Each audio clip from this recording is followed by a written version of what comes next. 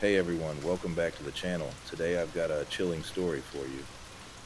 It's about a terrifying adventure I had with my friends exploring an abandoned city, and trust me, you won't want to miss this one. So, settle in and let's dive in. It was one of those weekends when boredom hit hard. My friends, Jake, Sarah, Liz, and Tom, and I were sitting around trying to find something to do. That's when Jake tossed out the idea of exploring an abandoned city we'd heard about online. Out there in the foggy hills, rumored to be left untouched for decades, it was the perfect setting for a little adventure, or maybe a horror story in the making. After a bit of debate, we all agreed it could be fun. We packed some flashlights, snacks, and cameras. Who wouldn't want to say they explored a ghost town?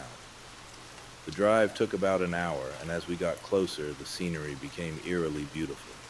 Tall trees towered over the winding road, and an unsettling fog started to creep in, wrapping around the car as if it were alive.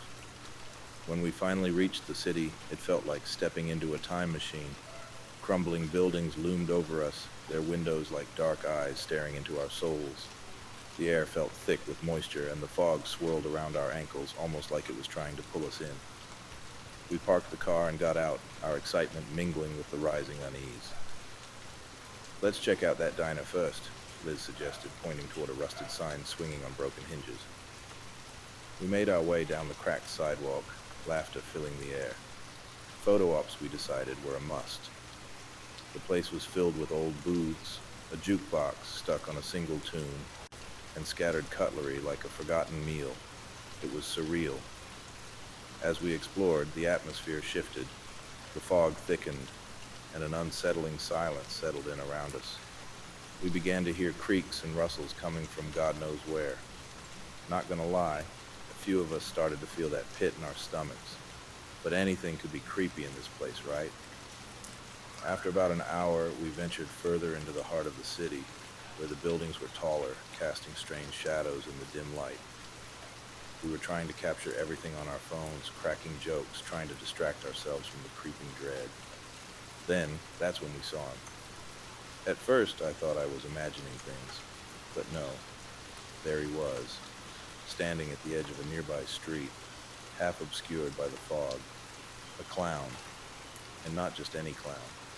He was in the classic get-up, white face paint, red nose, the whole 9 yards. His outfit was tattered, and he had this maniacal grin plastered on his face. "Guys," I whispered, pointing toward the figure. Everyone went quiet, and we all turned to look. The clown remained still, just standing there, swaying slightly like a puppet on strings. My heart raced.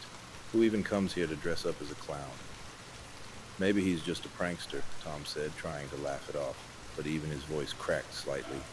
Liz was the bravest, or maybe the most foolish.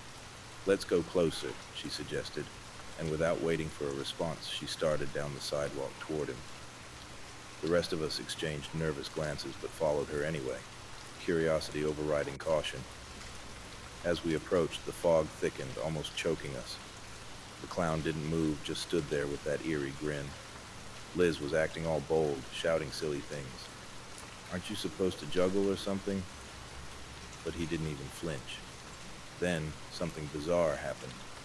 The clown reached into his pocket and pulled out a single balloon. It was bright red against the fog. My heart sank. It felt like a scene straight out of a nightmare. Maybe we should go back," Sarah suggested, her voice shaking. But before we could retreat, the clown began to laugh, a deep, unsettling sound that echoed throughout the empty streets. It didn't sound joyful, it sounded like something was very wrong. The balloon floated up, bobbing in the misty air, and suddenly it popped loudly, breaking the eerie silence. That sent us all jumping back. The clown, still grinning, pointed past us. I felt a chill crawl up my spine. We turned to see what he was pointing at. There was something moving behind us. Shadows flitted between the buildings. More figures in the fog. My gut told me we needed to get the hell out of there. Panic set in, and just as we turned to run, I looked back one last time. The clown was standing in the middle of the street, balloons now floating all around him like he was summoning something. His laughter faded into the fog, but not before I heard him call out, "Join the party, kids!" We bolted back to the diner, adrenaline pumping through our veins. "What was that thing?" Jake panted as we ran. The fog made it hard to see, but we could hear the rustling behind us again, almost as if something was following. We didn't stop running until we reached the car. We jumped in, slammed the doors, and locked them. Breathing heavily, I looked over at my friends, and I'll never forget the look on their faces, a mix of fear and disbelief. What the hell just happened? I finally managed to get out. No one had an answer. We sat there in stunned silence, fog curling around the car like tendrils of smoke. Slowly, I turned on the engine, and it sputtered to life. As we pulled away, I couldn't shake the feeling that something was watching us from the shadows. The vision of that clown lingered in my mind, his twisted grin, and the sound of his laughter echoing in the back of my head. To this day, I think about that foggy city and the clown who seemed to belong to another world. We never went back, and honestly, I don't think I ever want to. Sometimes the only adventure you need is to know when to turn around and run. And there it is, guys, a terrifying night in an abandoned city filled with creepy clowns and fog. If you enjoyed this story, don't forget to like, subscribe, and hit that notification bell for more chilling tales. Until next time, stay safe out there and watch for clowns in the fog.